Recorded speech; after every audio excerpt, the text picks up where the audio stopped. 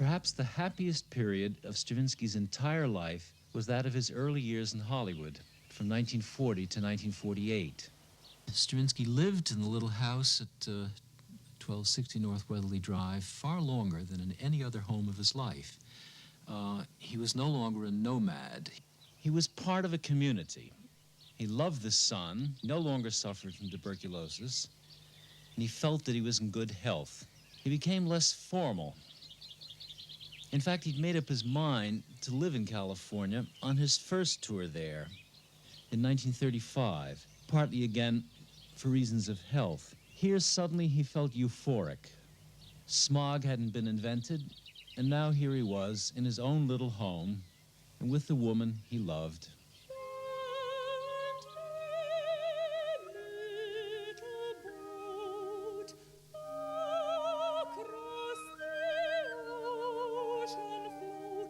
They had first met a long time ago, in 1921.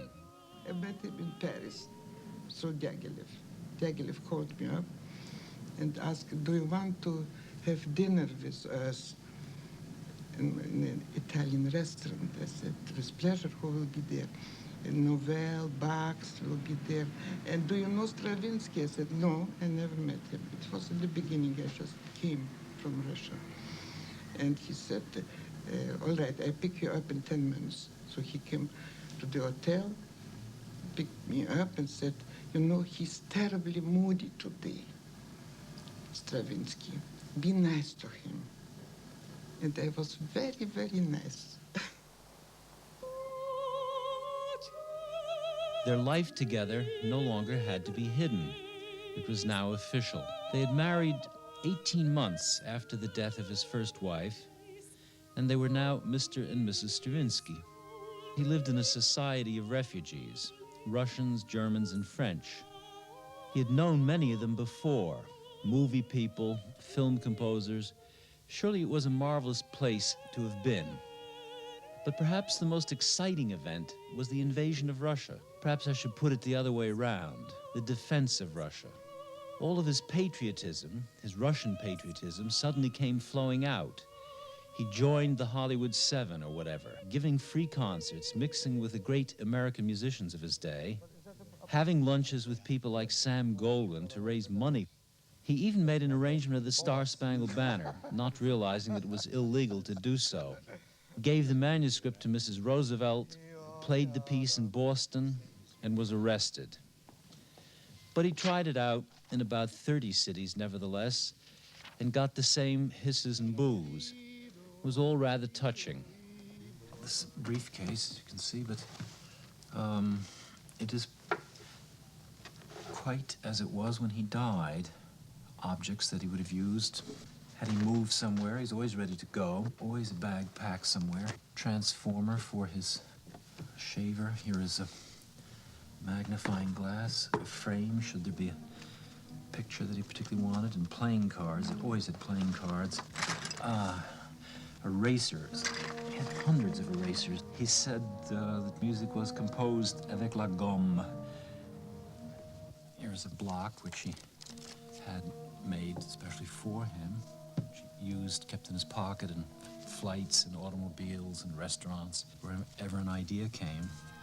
Here is the Stylus that Stravinsky invented and patented. He made several of them, different sizes. There's one. I believe he kept this one in his pocket. From the very beginning, even from Le Sacre du Printemps, Stravinsky's scores are really masterpieces of calligraphy and design. If you think back on his father's diary, that's obviously one place he got it from. Impeccably neat and organized. He used colored inks, for instance, to identify instruments or different strands of the counterpoint. Thanks to his stylus, he was able to insert whole lines of music into existing scores if a new idea occurred to him, although this often resulted in the most extraordinary twists and turns to fit everything in. He would write down ideas on almost any scrap of paper and then paste them into the score later.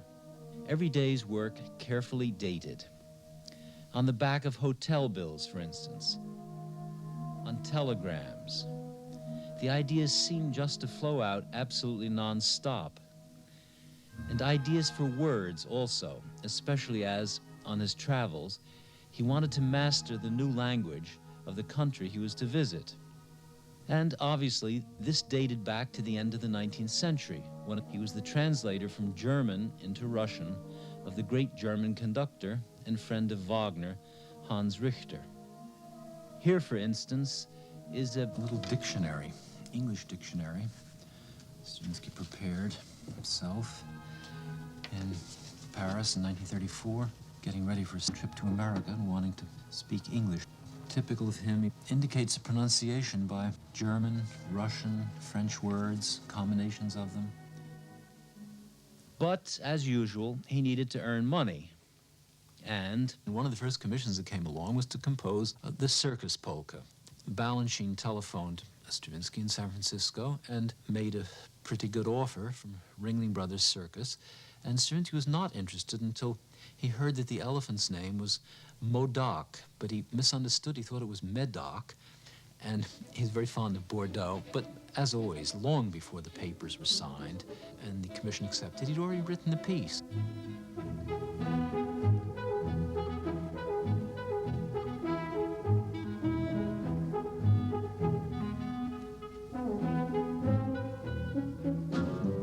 In fact, Stravinsky often seemed to be more fond of animals, cats, the 40 lovebirds in his Hollywood house, dogs, and elephants, than of humans. When he visited a new city on his concert tours, the first place he made for was the zoo, even before the art gallery. This 19th century gentleman was so polite that he even shook hands with a young elephant to whom the piece was dedicated.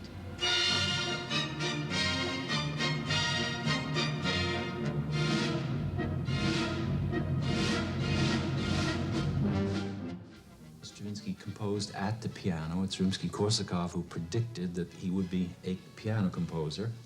In that sense, working at the piano with the reality of sound, as he always said, the concreteness.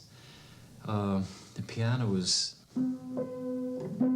as you can hear, both dampened and quite out of tune. While visiting composers and musicians would like to try his piano, and they all were quite appalled to find it was out of tune. Didn't bother Stravinsky in the slightest. A very, very good ear for intonation, but it didn't matter for composing. But he also said that he could hear much better when the instrument was very soft, and liked everything muted. Which is strange for the man who wrote the Sacre du Printemps, which certainly raised the decibel level of music, and has been way up ever since. He sang when he composed, too, and not only vocal music. He always played the bass, incidentally, and when he played with me, he always played the bass. Here on this board is not the ordinary sounding board, not part of the piano, but an invention of his own to make it somewhat larger and could use the paper clips. Later in life, he would have large strips of, well, beginning with the Rijkspraag, was large strips of music. Stravinsky liked to clip out photographs, drawings, pictures, and he had his favorites.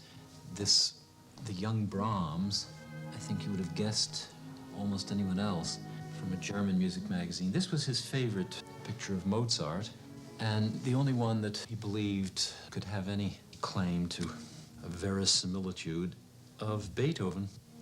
And Beethoven came into the art gallery rather late in life. This gentleman was always there, Haydn, even more than Mozart at one time. Stravinsky always had these negatives of Cocteau's drawings of Diaghilev and Nijinsky. It was a constant reminder of the great days of Diaghilev, because he was really terribly fond of Diaghilev, in spite of when the true story of their relationship comes out, it's nothing but squabbling and rather sordid talk about money. Stravinsky had to be fairly well off. He owned several mortgages in the Ukraine. He owned a vodka distillery. He loaned money. He was a usurer. Also characteristic of that room were fresh flowers, which he himself cut every morning. He had horticultural interests and liked to grow things, and during the war he kept a little chicken farm on a small hill behind the house until the neighbors complained. There were obviously many books in that room, and even a photograph of Virginia Woolf alongside a reproduction of a famous painting of Queen Elizabeth. And finally, on his work desk, a little picture of his first wife, Catherine. There was an electric pencil sharpener, which made a ghastly noise, sounded like a lawnmower. I don't know how he put up with it. But mainly, it is here, this marvelous, out of tune, little, miserable little piano. It doesn't even have the normal range, I think. But everything was composed there.